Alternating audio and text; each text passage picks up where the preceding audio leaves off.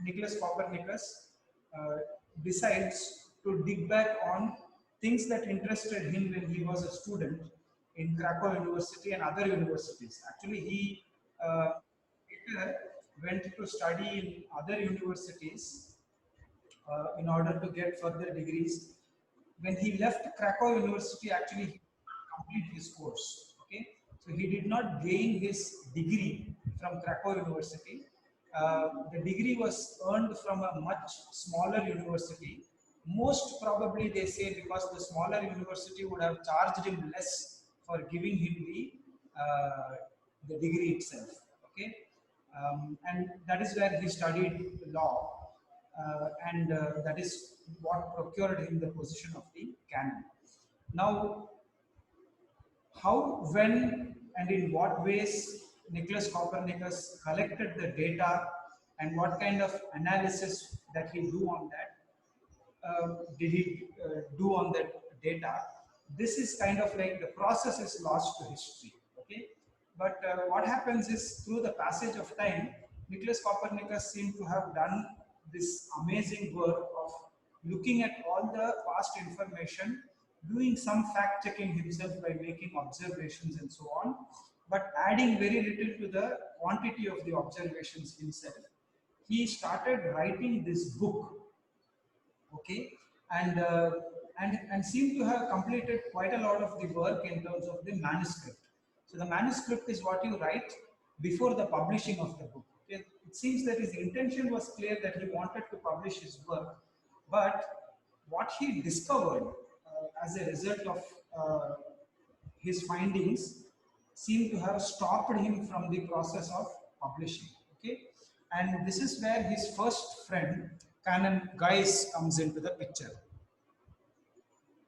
So Canon Geise was another senior clergyman who was in a neighboring region. Okay, and because they were senior officials in the church, they seem to have come in contact, and somewhere Nicholas seemed to have taken a liking to Canon Geise, and they would spend some time talking about their common interests, out of which astronomy and mathematics was one of them.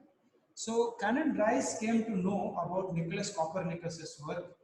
They probably discussed these matters with each other, and Canon Geise was the one who seemed to have first persuaded Nicholas Copernicus to publish his work. But Copernicus was extremely reluctant to actually publish this work, and he probably also confided in Canon Geise that the reason why he did not want to publish it was because by then the geocentric universe became something of an accepted idea in the Christian theological tradition. And to say now that it is not the earth which is at the center of universe, but the sun is at the center of universe, seems to be more true based on what calculations he had done, started troubling Nicholas Copernicus. But Gaius found a shortcut to this, to convincing Nicholas Copernicus. He said, okay, I understand your doubts about this, and I understand that you are hesitant for this reason, and that's a good reason. But what you can do is, instead of publishing the entire work in the first go, why don't you try publishing a smaller version, an abstract of your work, which only gives the basic ideas of what you have discovered without going into the details and the calculations and so on. So don't publish the whole thing, just publish a small extract of it. In fact, this kind of a practice is continued even today when people who do research, just 1 second, when people who do research initially publish an abstract of their work. Okay, it's called as an abstract. And so like a movie trailer. Yeah, like a movie trailer. Yeah. So you give an abstract and you see what is the kind of comments, what is the kind of observations that people have after reading the abstract, and then based on that make a decision whether you want to spend more time and money to publish the book.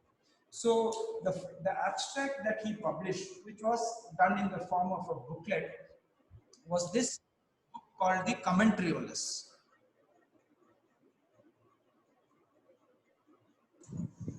Sneha, stop doing the virtual background. It's kind of distracting. Okay, please don't distract other people. And Ruhani, suggestion to you: go to speaker view and pin my screen so you see that in the largest format, so you won't be distracted. Yeah, it's pinned, but side pe there are people. No. And one more thing, your volume is coming out a little too high.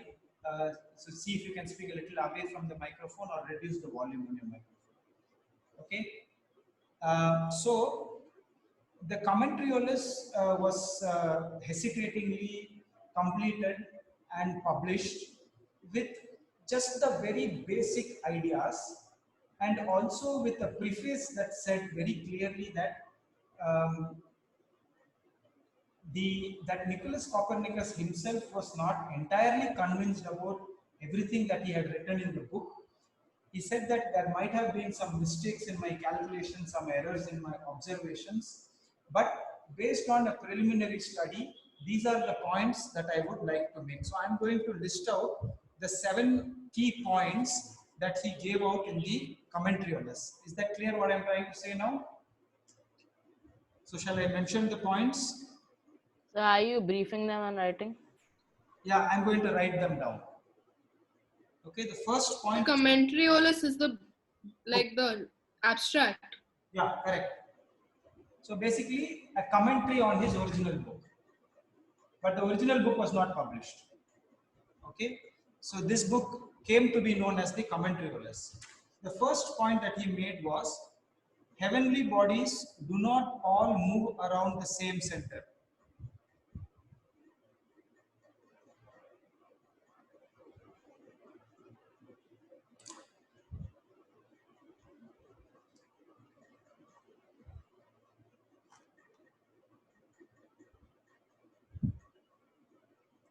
Okay, because until then it was believed that the earth was at the center of the universe and everything else went around the earth. So it was thought that there was one center around which everything went around. So the first statement he made was all the heavenly bodies do not move around the same center. And this is understandable because the moon went around the earth went around the sun. So there were different centers to these circular paths. Okay.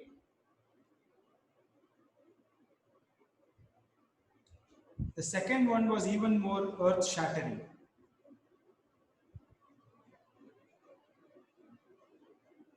I'll write for center, I'll use this symbol, okay?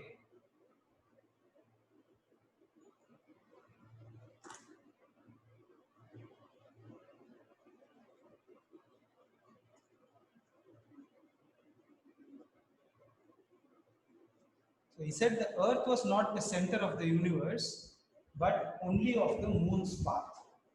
Second point. And that, of course, was the most scary point for him.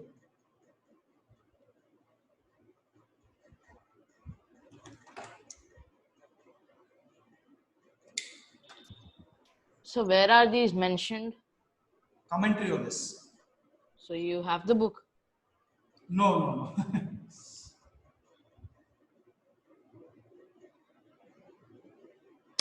Is it on Wikipedia? You can look at the Wikipedia page, yes.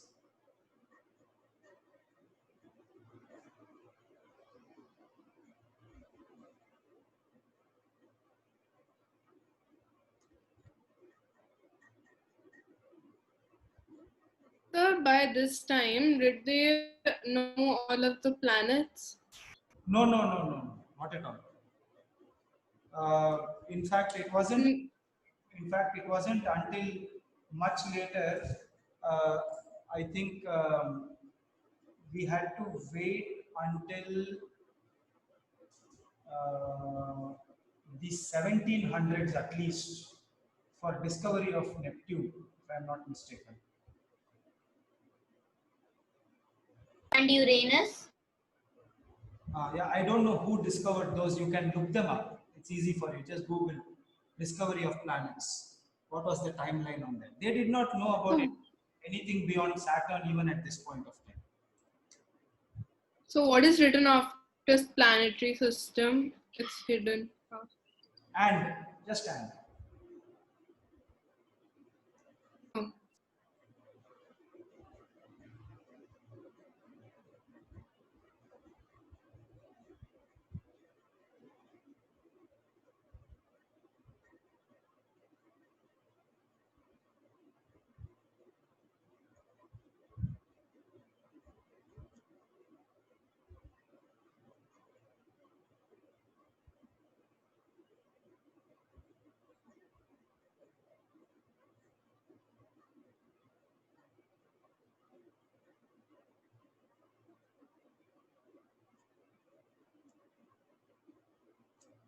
So he couldn't publish the real book, right? He had not published it at this point. Oh, Okay, and but he did publish it. yeah, at his deathbed almost. You told. So compared to the distance between the fixed stars, the Earth's distance from the Sun is very, very small. In fact, it's written over here that it is negligibly small. So he also figured out that the distance between the fixed stars is much, much greater compared to the distance of the Earth from the Sun. Even though the distance from the Earth to the Sun seems to be enormous, it is small compared to other objects which are there in the universe. This is quite startling. We don't know how, I can't understand how he came to this conclusion. But he did, because it's written down. Point number five I am writing above. Okay. Can I erase the first and second?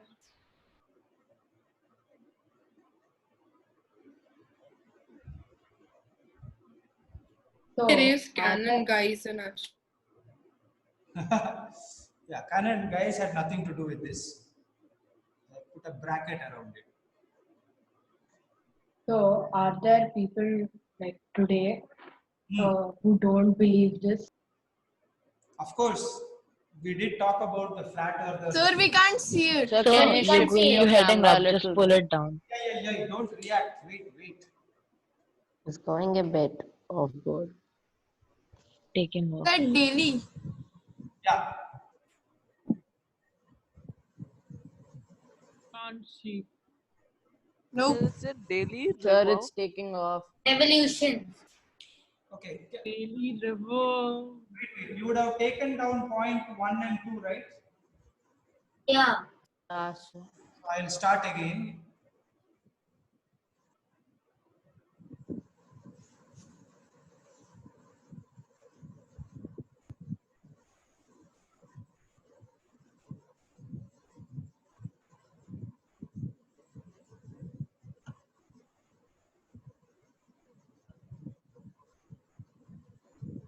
Then again going up. Can't see. Can't see. Yep.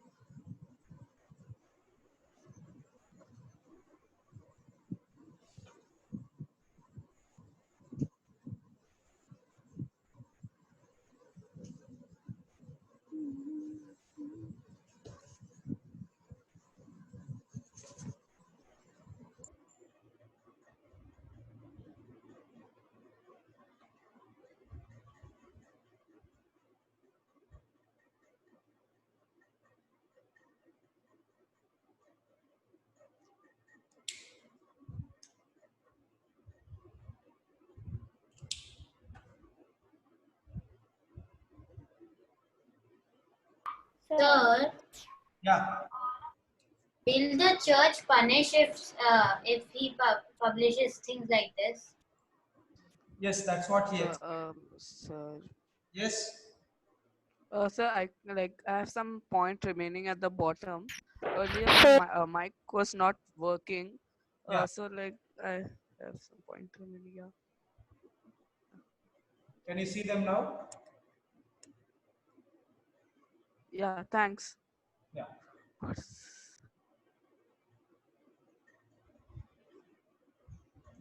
Of course, I have got rid of point 1 and 2, but you would have written it down, so I will refer to that later.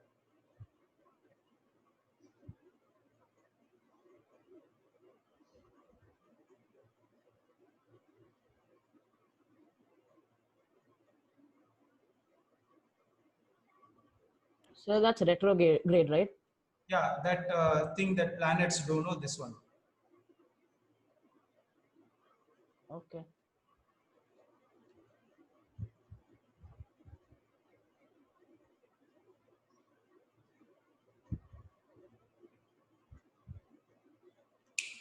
So these were the 7 points that were mentioned in the Commentariolus.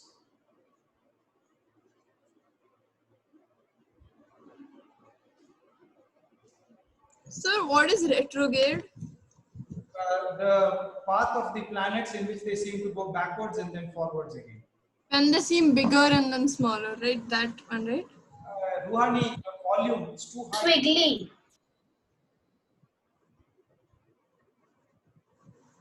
Ruhani, can you adjust your volume, please? Yeah, I've put it to the lowest, sir. Are you screaming? I'm not screaming. Maybe, I'm whispering. no, maybe you can just be a little bit away from the mic when you speak, please. Sir, my mic is not anywhere near me. Yeah, so then go even further away. Like, go to Sir? your audio settings and lower the input volume. Then I can't listen to other people like Adil who speaks too softly.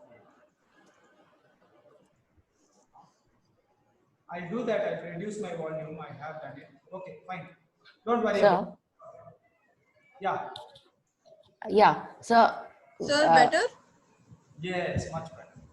I still don't understand why the retrograde Hear motion has to anything? take place. You are also quite low.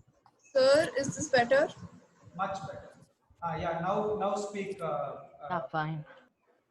Yeah. So, I still don't understand why the retrograde motion of planets is to take place. That is because of the relative position of different planets as they go around the sun, right? And we are on one of the planets that is going around the sun. So if a planet is approaching us as we are taking a curve, right, then the relative speed of that planet will seem to reduce. So if we start to go faster, right, then the planet will seem to go backwards, the other planet, the outer planet. Correct? Yeah.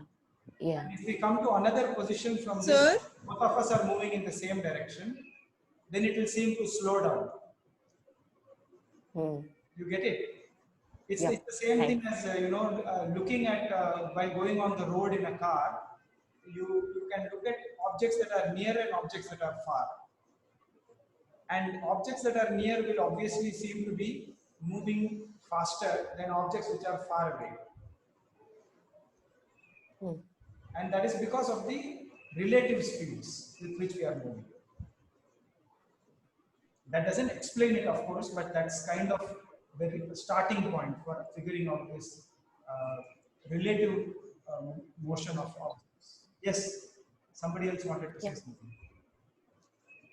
I think Ronnie.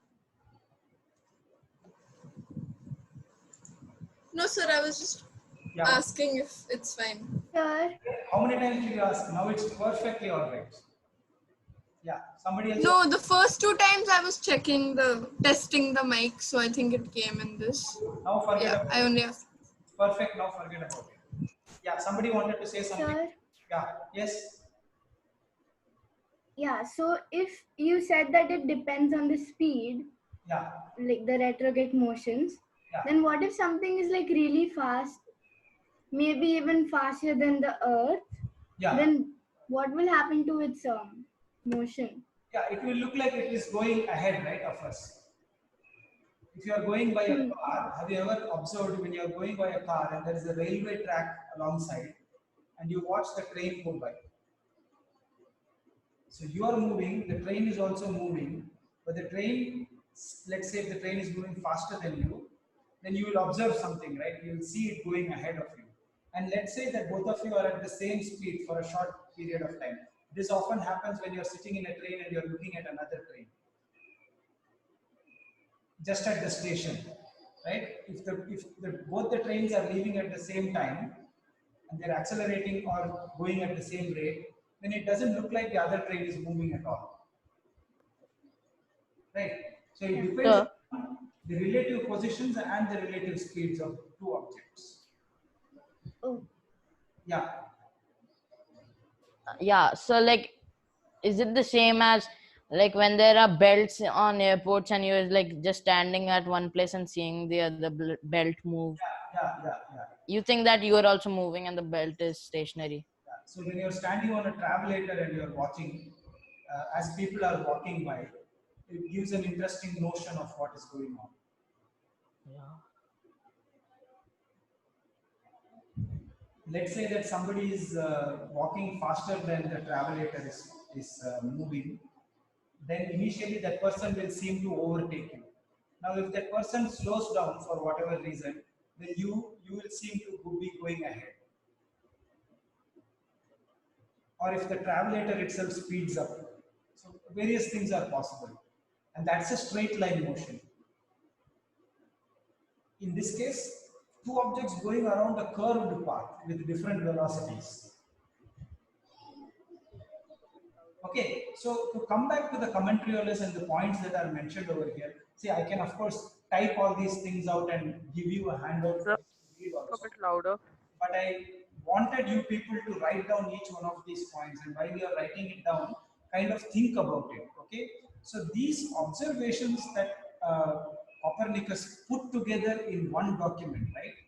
That is the reason why Copernicus is really important in the in our understanding of astronomy, because no one until now had put all of these ideas together in one place. Okay, and in the light of the revolutionary intent of this work, his hesitation and his fear and so on seems to be something that we can forgive him. Okay, it is quite an astounding task to have put together these observations into one place. Okay, like say for example, the last 2 points, okay, in fact the last 3 points, 5, 6 and 7 are something that we haven't even discussed until now in terms of astronomy. That is, the daily revolutions of the sun and moon is due to the earth's rotation around its own axis. Okay, we don't know the genesis of this idea. We don't know how he arrived at this idea. But the fact that remains, that why is it that the sun and the moon... Use the other one, no? It's not plugged in. Plug it in. I will over 38%. Sorry, somebody is speaking. Okay, Ruhan, mute your. I did it. Okay, so the only explanation that was left to satisfy all conditions seemed to be that you had to now make Earth spin about its own axis. That is the only way that day and night can be satisfactorily explained, and also the reason why we see the moon and the sun to rise and set. Okay, so this was also something that was revolutionary, because at that time there was a standard argument against these ideas. The earth is not moving because we don't feel it moving. If the earth were moving, then would we not feel the movement? And it seems that he had completely bypassed that particular question. He simply said, I do not know the reason why we don't feel it. I'm not sure about this. But looking at the astronomy of things, looking at the mathematics of it, looking at the geometry of it, there is no other conclusion left than to conclude that the earth will spin on its own axis. That's the only way we can explain it. Then the next one is the annual motion of the sun. And in this case, he's not talking about the motion of the sun in terms of its position in the sky, because that is something that happens daily. The annual motion is the movement of the sun from north to south. Okay, we say that the sun rises in the east and sets in the west, but it almost never is exactly in the east and exactly in the west. That just happens very briefly. In fact, if you people remember the Astachal, right? When we are able to see the Astachal, mostly in the second term, you remember Shringeshwar with all the Yeah, sir. Yeah. Windmills. Yeah. Windmill. what is the position? What is the position of the sun? It is somewhere around Shringeshwar, right? Sir, it's like Yeah. above To the the pyramids. left. Yeah, a little bit to the left, a little bit to the right. Sometimes I have also seen the sun setting like so. Okay. So sometimes we see like the sun like way right to the windmills. Yeah. So, but now, right now, if you see, the sunset is occurring way on this side of Singeshwar. Yeah, that's That is much further south than we see during the second term. Okay, so this is the motion that he is talking about. The annual motion of the sun is due to the fact that the earth goes around the sun. Okay, combined, these two factors combined. One is that it is tilted, it has its own axis, and also that the earth itself is going around the sun. Okay, and then the retrograde motion of the planets are also due to the same reason, because all of these planets are going around. Yeah. But I didn't understand how he got to know how Copernicus figured that the Earth's axis was tilted. That's the whole point, right? The point is that he studied the information that is available, that had been available for 1,500 years, but nobody looked at it in the way that Copernicus ended up looking at it. So the mathematics and the arguments that are involved over there, we cannot discuss it now. It will take too much time. That is not the scope of the syllabus. But we can look at it that it was a fact that he did manage to do it. So without doing the mathematics, he will not be able to make these kinds of assertions. That is the point. It just didn't come out of the blue, right? All of these things are true. All of the statements that he made are true in the Commentariolus. And that is the greatness of Copernicus. Okay, so if there aren't any more questions, if anybody has any more questions about the points made in the Commentariolus, we can discuss it after the class. I don't want to take up everybody's time. There's very little time left in any case. So to cut a long story short, the Commentariolus got published and it had what can be called today as rave reviews. Okay, what does that mean? Rave reviews.